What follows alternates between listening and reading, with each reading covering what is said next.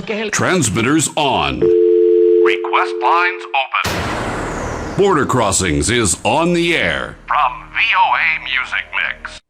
Hi, this is Larry London. Welcome to the Voice of America. We're listening to New World, which is a new song on a new album. The album is called Simple and Gray, and it's a performance by a Broadway musical star whose name is Bryan Fenkart. Bryan is here in our studio today, and we'd like to welcome to Washington, D.C. Bryan, it's great to have you. Yeah, thanks for having me. It's great to have you. Congratulations on this is your sophomore album. This is my sophomore album, yes. Simple and Gray. Yes, indeed. Simple and Gray with an E. With an E. And Yes. what's the meaning behind Simple and Gray? Obviously, probably a song on the album, but beyond It that. is. I mean, I always try to name the album after, well, always. In my two albums, I've tried to name it after the song I feel like sort of best encompasses the overall meaning of everything. And it's sort of this desire to be less complicated. Because I feel like, you just get that sort of feeling that no one quite understands you. So it's this sort of desire to fit in, I guess. Yeah. Even though that's not ultimately what I want, it's the sort of a fleeting desire I have at least once a day where I wish I were a little bit less complex. Well, Bryan is well known to theater goers in New York and around the country, for that matter, because you're on tour right now with the production of Memphis, which is a Tony Award-winning Broadway musical. Yes. Now, and you said this is your first Broadway musical, so when you got the call or you got cast as Huey Calhoun in Memphis, what was that like? I mean, as an actor, singer, and you're called and you're said you're going to be lead on a Broadway musical. It's a weird feeling, especially when it's not something I initially was striving for. A lot of people sort of grow up with these sort of dreams as a kid of I want to be on a Broadway stage. And it's not that I didn't want that, but I sort of always grew up more wanting to do my own music and wanting to be in TV and film. But the fact that I sang was always something that, my agents always knew it. So they'd send me out on musical auditions, and I always took them semi-seriously, and then I started taking them more seriously as I got older, and then this finally happened, and it sort of opened up this whole new avenue that I wasn't even familiar with. I'm embarrassed to say I know very little about musical theater except for what's around now. Right. But it was sort of eye-opening to know that there was this whole avenue I hadn't even explored yet that I could really sort of kick the door down to now. Would you describe yourself as an actor who happens to sing, or a singer who happens to act? I'd have to say I'm an actor who sings, only because as far as training goes, that's what I went to school for, was acting. And I feel like I'm a lot more prepared. I have much more of a technique when it comes to acting than singing. Singing, I feel like much more of a pop musician. And by that, I mean, I guess untrained. I don't have that sort of Broadway legit voice, which is probably why I'm losing it now. This is what happens when you do 8 shows a week with an untrained voice. But and you're up to near 2,000 shows, I read. It's a lot. I mean, we did a lot on Broadway, and then the tour, we've done 280 something now, and wow, yeah, it's a lot. It's a lot. Keep you busy, keep you working. It does. It keeps you, and it keeps the pipes nice and raw. So, and how did you find time to make an album while you're doing a Broadway musical? Well, I had to make the time to do it. It's I'm always writing, and whenever I feel like I have enough material, I feel like I need to get into a studio and get it down. Because I feel like I spend most of my life telling other people's stories. And I feel like I have my own little stories that I want to tell. They're like little tiny autobiographies, that like you have these feelings you want to get out. So, so I made the time while I was still doing the Broadway show. I during the day was spending time in the studio recording and getting it mixed and mastered. Actually, I had already left for the tour while they were finishing the mastering process, and then they finally released it in January. And what's up with the gloves in the video in the studio? You're wearing these gloves. I'm looking and saying, wait, it must have been cold in that studio. And it wasn't.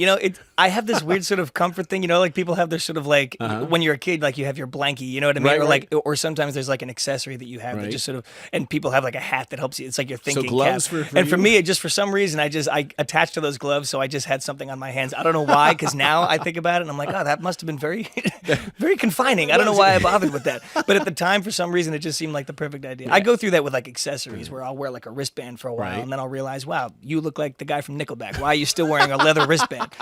And then I'll get over it. Now, you don't wear gloves in the stage production of Memphis. I don't. No, okay. But I wear a lot of other ridiculous things.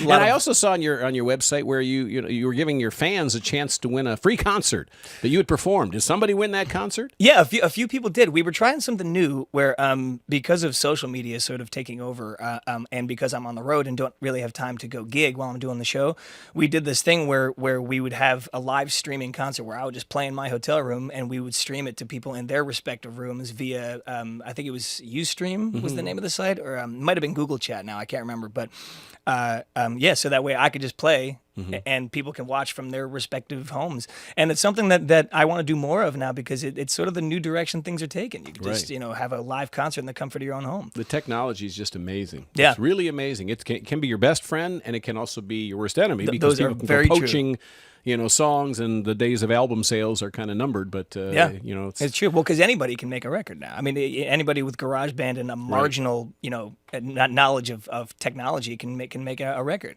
and sell it. But like you said, it's also a very, very easy world to poach now because there's copyright laws are sort of getting buried. Bryan Fenkart's in our studio, and he's on tour promoting his new album, Simple and Grace. So I'm going to ask if you'd sing a song for us, and then I got a bunch of questions, and we'll talk a little bit more and enjoy the sounds of a Broadway musical star. Well, enjoy the sounds of the morning. The morning of a Broadway musical star, which is very, very different from the evening. So you guys get up at the crack of noon, I guess. Yeah, about the crack of noon. Yeah, when we eat dinner at midnight, that's about the extent of it. All right.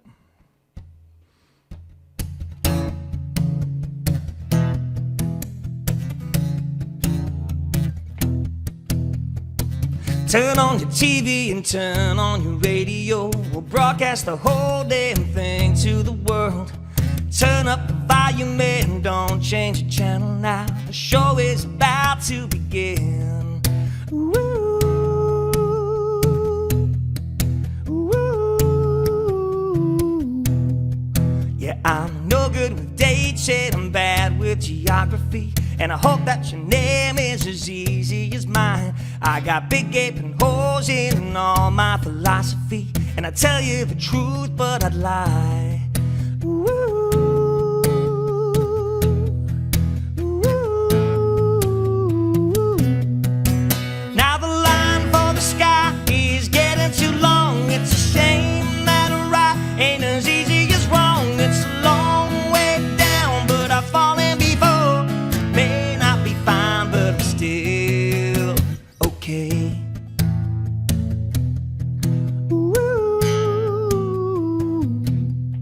Yeah, I run and I run 'cause I'm constantly terrified that none of the punches I throw will land like I planned. And I try not to panic when I hear there's too much time between my voice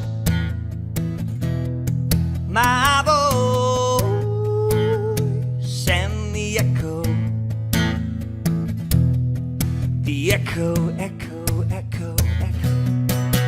Now the line for the sky is getting too long. It's a shame that right ain't as easy as wrong. It's a long way down, but I've fallen before. May not be fine, but I'm still okay. May not be fine, but I'm still. No one's got it all, but no one's got nothing. But if I had a dime for every victim that I'd met, you can bet that I would never be in debt. Charge up the paddles and prep the adrenaline. My patience, she's fading fast. Now the line for the sky is getting too long. It's a shame that right ain't as heavy as wrong. It's a long way down, but I've fallen before. May not be fine, but I'm still okay.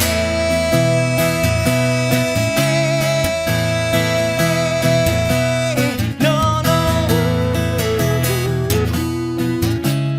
May not be fine, but I'm still okay.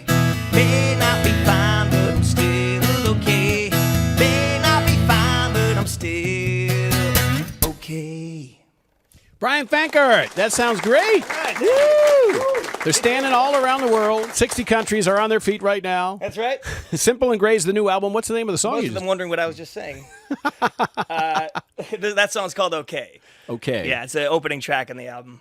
Sort of a fun little ditty to kick off the album. So. And you wrote most of these songs, if not all? I wrote all of them. Yeah, I'm very picky about my lyrics and melodies and stuff, so I'm not a big co-writer. I will do it on occasion if it's somebody that I really feel I connect to. On both like a melodic and lyrical and songwriting approach, you know what I mean? But usually I'm not much of a collaborator. I tend to stick to my own words and music by me. Yeah. And what's the story in the album? I mean, what are you trying to tell? Is this a concept album? Is there? It's not a concept album. It's, I had been writing for a few years between the last album and this one. It was about a 5-year difference, and I felt like I did a lot of growing up. So if anything is the common theme, it's sort of a lamentation and an acceptance of getting older, both of those things, and sort of what changes in you. There's not a lot. There's one love song on the whole album, and which I don't tend to write a lot about that, or if I do, I tend to write about it from how has this changed me standpoint. You know what I mean? It's I like to write sort of about a more universal message if I can, because I feel like it makes me feel less alone on a selfish level. And then people, when I hear people relate to it and they tell me, oh, I was feeling that exact same thing but didn't know how to say it, then I've made someone else feel less alone. And to me, that's a really nice sort of gratifying, vindicating feeling. What a multi-talented guy you are. Songwriter, singer, and actor. And I know you've been on Law and Order. I don't know if you got killed in the first 5 minutes or if you... What's funny about that is I was killed in the first 5 minutes. See, there you go. I was in Jeff Goldblum's first episode of the show. It was Criminal Intent, and I was the victim that the show was about. Yeah, so I had about 3 scenes before I got stabbed to death, and I was discovered by a pair of Hasidic Jews who were not allowed to use their phones that day because it was the Sabbath. Yeah. So it was very, very strange looking back on that. And you've been in a film too, Unusual Suspects, I believe. Or that was a musical I did. A musical? But I did 2 films. One was called Red Hook. It's a horror film. That's on. I think you can get them both on Netflix. But were you dead in the first 5 minutes of that too? No, that one I wasn't. That one I waited until about a couple of hours in until I died, or an hour or so in. And the other one's a romantic comedy called You Tell Me, which I did years ago now. It's probably about 10 years ago I did that, back when I was still cutting my teeth in the business. Now, other film roles coming up that you can tell us about? We'll see. Nothing right now because I'm signed on for the show until October. And the show just got extended into May of next year. So, I'll see if I'm going to stick around or not. But right now I'm with the show until at least October. All right. Well, I know you've been on tour doing a little bit of work for your album, too. You're fitting in the shows for your music in addition to performing on Memphis, like you're coming on here and we're talking about the new album. Yep. So it keeps you busy, keeps you running. It does. I mean, things like this have been very helpful where we've been doing radio spots, because I tend to not be able to do gigs at night. I get out of the show at, let's say, 10:30, 11 o'clock, and it's not like New York City where the clubs are open until 4 a.m. Right. And you could just go in and do a set at 1 o'clock. It's a lot of cities, when you're in Tulsa, Oklahoma, they're not keeping the bars open until 4 for you to play, So it's a much different beast when you're on the road. So I don't have a lot of gigging time, but things like this and sort of that internet thing that we were talking about where we can, just play into people's homes, that's been a real lifesaver as far as keeping the music alive. And so you were in the audience 2009 at the Tonys, and then your name is called. Well, yes. Memphis Musical of the Year. I mean, and I wasn't in the audience. Oh, you weren't there? No, I was there. Oh, I was there. You were there, but you weren't there. This was the only year they did this. Was they had all the casts of the nominated musicals on stage waiting for the announcement. They haven't done that since. I think they wanted it to be like a reality TV show so they could get our reaction. So they had us all lined up backstage for the announcement. So we're sitting there next to like our friends. I mean, it's a small community, Right. So we're sitting there next to American Idiot and Fela and $1 Million Quartet were the other 3 nominated musicals. And so we're all sitting there backstage waiting for the announcement. It was Bernadette Peters who made the announcement. And when they finally did, we all came out and we did like an encore number, which we were supposed to keep, the choreography, but we were all so excited that we just threw it to the wind within 3 seconds. It just started dancing around and going crazy. But that was a pretty surreal feeling to be up there. That was when it was still at Radio City too. So it was, huge space. So tell the audience who haven't had a chance to see Memphis what it's about, the basic gist of the... Sure. In a nutshell, it's in the 50s.